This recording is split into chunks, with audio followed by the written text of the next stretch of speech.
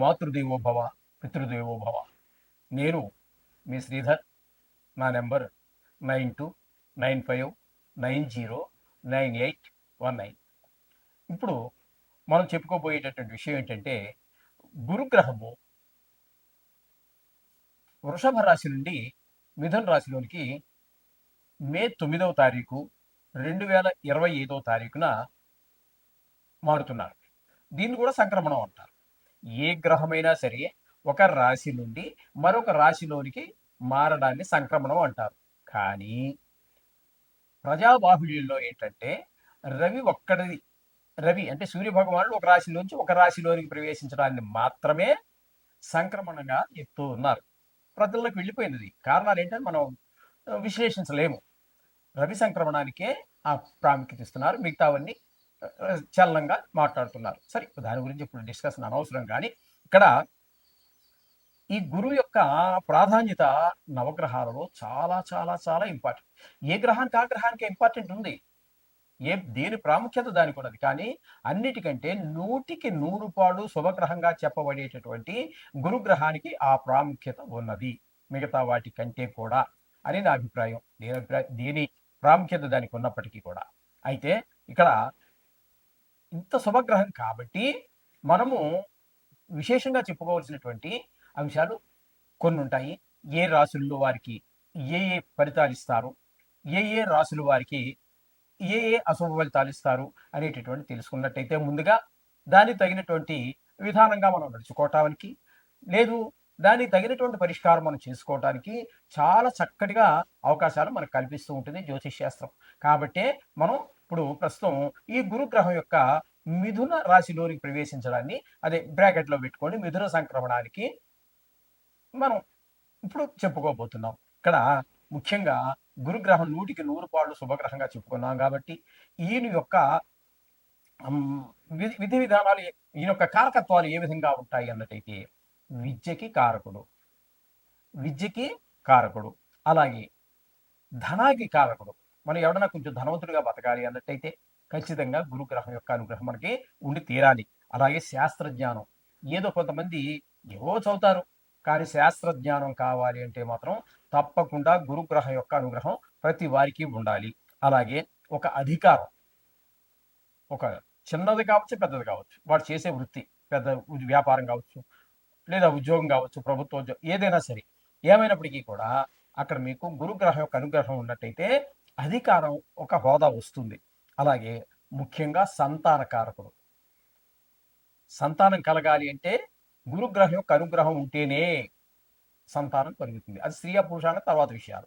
సంతానం అంటే ఆడ మగ రెండు కూడా కలిసే వస్తాయి కాబట్టి. అలాగే ఒక ప్రభుత్వ ఉద్యోగం కావాలి అంటే కూడా రవితో పాటుగా గురి యొక్క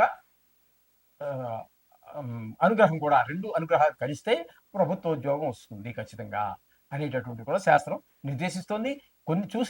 నేను చూసినటువంటి అనేక వేల జాతకాలలో ఈ విషయం కూడా రుజువైనటువంటి విషయం.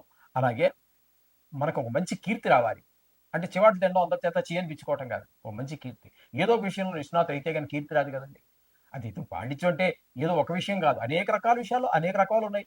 ఒక డ్యాన్స్లో ఉంది, పాటల్లో ఉంది, లలిత కళల్లో ఉంది, అలాగే శాస్త్రాల్లో, సైన్స్లో, సోషల్లో, మ్యాథ్స్లో అనేక రకాలైనటువంటి విషయాలలో నిష్ణాతులైనటువంటి వారికి కీర్తి అనేటువంటిది వస్తూ ఉంటుంది. ఆ కీర్తి రావాలన్నా కూడా మనిషికి ఈ యొక్క గురుగ్రహం యొక్క అనుగ్రహం కావాలి. దైవభక్తి అది కూడా ఊరికే రాదండి. ముఖ్యంగా గురుగ్రహం యొక్క అనుగ్రహం ఉన్నట్టయితే ఇప్పుడు కూడా దైవనామస్మరణ చేస్తూ ఉంటాడు.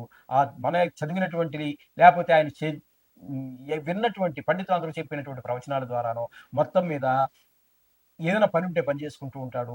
ఏదైనా పని చేసేటప్పుడు కూడా అవకాశం ఉంటే నోట్లో దైవనామస్మరణ చేసుకుంటూ ఉంటారు. కొంతమంది ఏదో పిదాలు కలుపుకుంటూ ఉంటారు, ఎక్కడో ఆలోచిస్తున్నట్టుగా ఉంటారు. ఇదంతా వాళ్ళు చూసేవాళ్ళు పిచ్చివాళ్ళ కింద చూస్తుంటారు. కానీ ఆ వీళ్ళని పిచ్చివాళ్ళు అనుకునే వాళ్ళే పిచ్చివాళ్ళు. వాళ్ళు పిచ్చివాళ్ళు కాదండి, వాళ్ళు దైవ భక్తులు. పొద్దుట లేవగానే స్నానం చేసి శుభ్రంగా అయితే బొట్టు పెట్టుకొని దేవుడి దగ్గర మనసారా కళ్ళు తెరిచిన వెంటనే దైవ నమస్మరణ.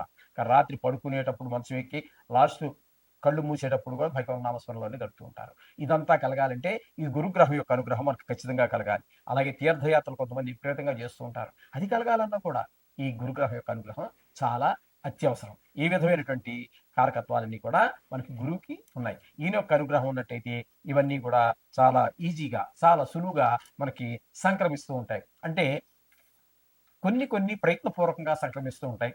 కొన్ని దైవవశాత్తు సంక్రమిస్తూ ఉంటాయి. తన ప్రమేయం లేకుండా కూడా. ఇటువంటివన్నీ కావాలి అన్నట్టయితే మనకి గురుగ్రహం యొక్క అనుగ్రహం తప్పకుండా ఉండాలి. అలాగే ఈ గురుగ్రహం వల్ల వచ్చేటటువంటి మరికొన్ని విశేషాలు కూడా మనం చెప్పుకుందామండి. ఏంటంటే గురుగ్రహం లగ్నంలో గనక ఉన్నట్టయితే రాశి చక్రంలో మిగతా చక్రాలు కాదండి, రాశి చక్రంలో లగ్నంలో గనక ఉన్నట్టయితే అది ఇంకా ఆయన స్వస్థానం అయినట్టయితే మరీ చెప్పాల్సిన పని లేదు. లేకపోతే ఆయనకు ఉచ్చస్థానం అయితే చెప్పాల్సినటువంటి పని లేదు. ఆయన స్వస్థానాలు ఏంటి? ధనస్సు ఒకటి, మీనం ఒకటి, కర్కాటకం, ఉచ్చ. కాబట్టి ఈ స్థానాల్లో గనక అవి లగ్నమయ్యుండి అందులో గనక గురువు ఉన్నట్టయితే 1,00,000 పాపాలు పరిష్కారం అన్నారు. దానికి కారణాలు చాలా ఉన్నాయి అనుకోండి, అది సరే విషయం. ఈ విధంగా లగ్నంలో గురువు ఉంటే 1,00,000 పాపాలు పరిష్కారం. గురువు వల్ల పంచమహాపురుష యోగాలని ఉంటాయి. అవి రవి రవి రవిచంద్రుల వల్ల ఏర్పడవండి. కుజ, బుధ, గురు, శుక్ర, శని 7 గ్రహాల వల్లే. రాహుకేతుల వల్ల ఛాయాగ్రహం కాబట్టి వాటి వల్ల కూడా ఏర్పడవు. రవిచంద్రుల వల్ల కూడా ఈ పంచమహాపురుష యాగాలు ఏర్పడవు. ఉన్నవి నవగ్రహాలే కదండి. రవిని చంద్రుని ఈ పక్కన పెట్టండి, రాహుని కేతుని పక్కన పెట్టండి. ఈ 9లో ఈ రెండు 4 పోతే ఉన్నవి 5 గ్రహాలు: కుజ, బుధ, గురు, శుక్ర, శని. ఈ 5 వల్ల వీటి వల్ల పంచమహాపురుష యోగాలు ఏర్పడుతూ ఉంటాయి. అటువంటిది ఈ గురువు వల్ల ఏర్పడేటటువంటిది హంస యోగము అంటారు.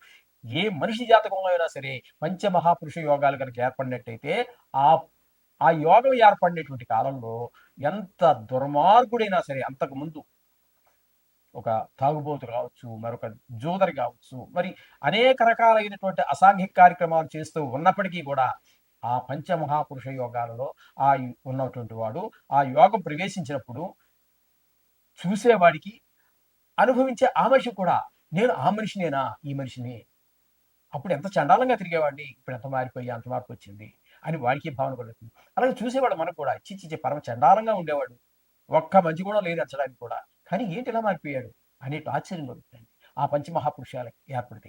అయితే ఇక్కడ ఈ గురువు వల్ల ఏర్పడేటటువంటిది హంస మహాపురుష యోగం. ఈ పంచమహాపురుషాలు అన్నీ కూడా చాలా గొప్పవి.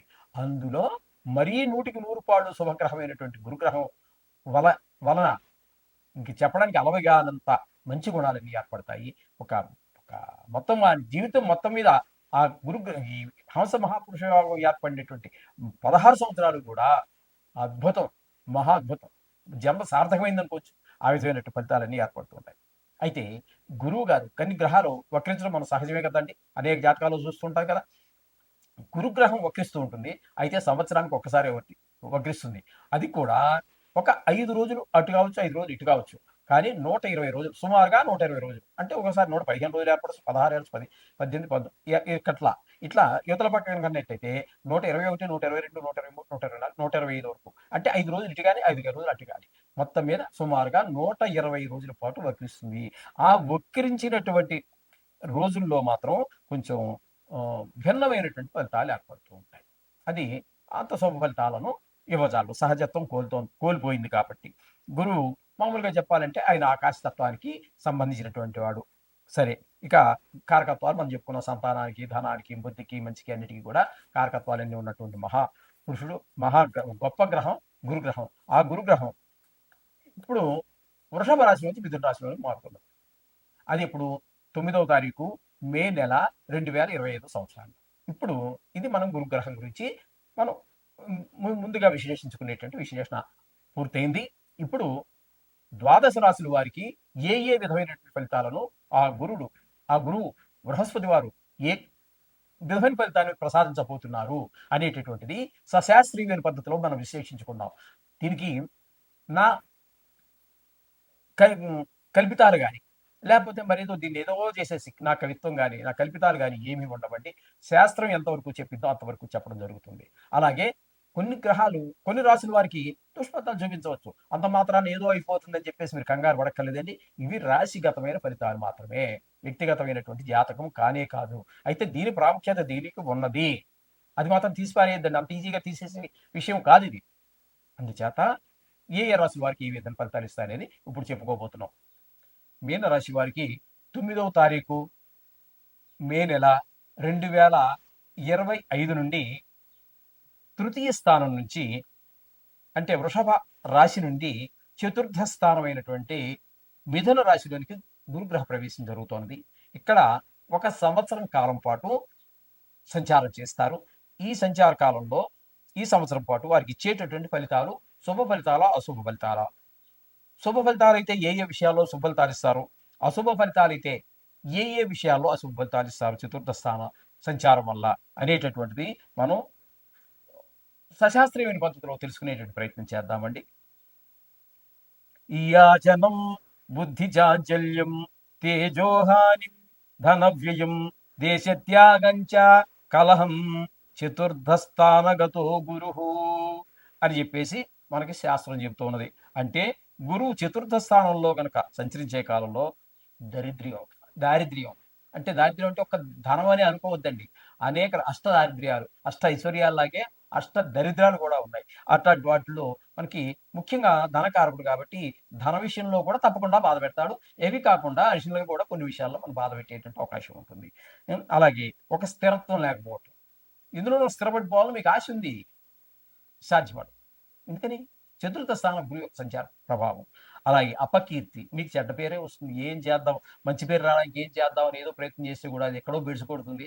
మంచి పేరు రావడానికి బదులుగా మీకు మరొకంత చెడ్డ పేరు వచ్చేటువంటి అవకాశం ఉంటుంది.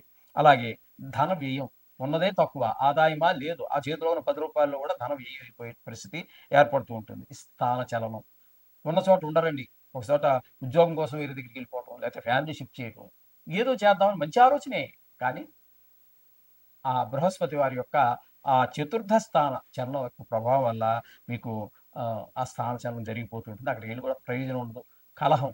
ఎక్కడికి వెళ్ళినా కూడా మనం ఏదో మంచి చేద్దాం అనుకున్నా ఆ బృహస్పతి వారి యొక్క చతుర్థ స్థాన ప్రభావం వల్ల వారితో మనకి కలహాలు ఏర్పడుతున్న పరిస్థితి అంతా ఉంటుంది. మొత్తం దాన్ని సుఖస్థానం అంటారు. ఏ విధంగా చూసినా కూడా సుఖం అనేటువంటిది కనబడుతుంది అనమాట అండి. ఈ విధమైన ఫలితాలన్నీ కూడా ఈ ఈ మీనరాశి వారికి గోచరిస్తూ ఉన్నాయి. కాబట్టి వీరు తప్పకుండా ఈ బృహస్పతిని ప్రతిరోజు ప్రార్థించండి. ఒక్క 40 రోజులు వీలున్నట్టయితే ఖచ్చితంగా ఈ నవగ్రహ మంత్రాలతో పాటుగా చదివి అయిపోయిన తర్వాత రోజు ఒక 16 సార్లు చొప్పున ఒక 40 రోజులు చదవండి. చదివిన తర్వాత 1.25 కేజీ శనగలు తీసుకుని గుళ్ళోకి వెళ్ళి పూజారి గారికో లేదో పంతులు గారిని ఒప్పించి వారికి సంకల్పం చెప్పించుకుని, వారికి తెలుస్తాయండి, అన్ని తెలుస్తాయి. ఇలా 4వ స్థానంలో గురు సంచారం ఉందండి, బాగలేదు, అంచేత ఈ విధమైనటువంటి దీని దానం ఇచ్చుకుంటున్నాను అని చెప్పి మీరు చెప్పండి. దాని సంకల్ప విధానం వారికి తెలిసి ఉంటుంది. వారు తప్పకుండా చెప్పి స్వీకరిస్తారు. మీ కష్టాలు చాలా వరకు తొలగిపోయే అవకాశం ఉంటుంది. ఆ బ్రాహ్మణుడు ఏం చేసుకుంటాడు అని చెప్పేసి మీరు అడగద్దండి. మీ కష్టాలు శనగలతో పాటు కష్టాలని తీసుకున్నాడు ఆయన. దాన్ని వదిలించుకునే శక్తి భగవంతుడు ఆ బ్రాహ్మణుడికి ఇచ్చాడు. దాన్ని పడతాడు. దాని గురించి ఆలోచించకండి. మీ దగ్గర నుంచి వదిలించుకునేదే ఆలోచించండి. ఈ విధంగా చేసినట్టయితే చాలా బాగుంటుంది. అన్ని సుఖాలు కూడా మీరు పొందగలుగుతారు. వీటి నుంచి, ఈ దుష్ప్రభావాల నుంచి ఖచ్చితంగా బయటపడతారు. అందులో సందేహం లేదు. నమ్మండి, అంతే. శుభం భూయాత్.